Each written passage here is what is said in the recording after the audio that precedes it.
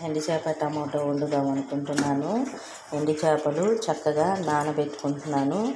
ఇవి వేడి నీళ్ళల్లో నానబెట్టుకొని కొంచెం సేపు ఆగి కడిగితే తెల్లగా ఉన్నదంతా పోతుందండి.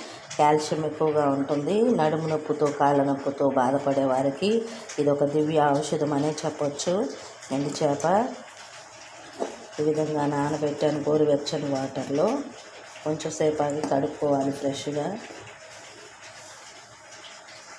రైస్ వేడిగా ఉడుకుతుంది. కావాల్సిన పదార్థంలో వచ్చేసి కొత్తిమీర, పచ్చిమిర్చి, కరివేపాకు, ఉల్లిపాయలు, టమాటోలండి. తాలింపు వేసుకుందాం.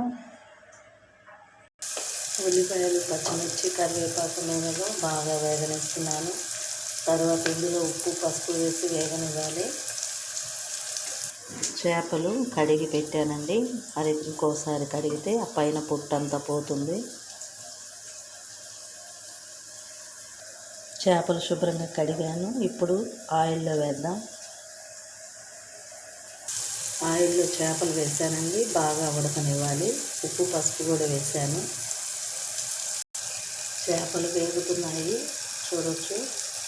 బాగా వేగాక టమాటోలు వేసి మగ్గనిచ్చి కారం యాడ్ చేసుకోవాలి.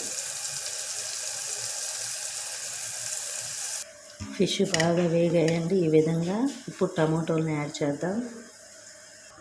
టమాటోలు యాడ్ చేశానండి. బాగా ఉడకాలి. చక్కగా మగ్గాక కారం వేసుకుందాం. టమాటో మగ్గింది, కారం వేద్దాం.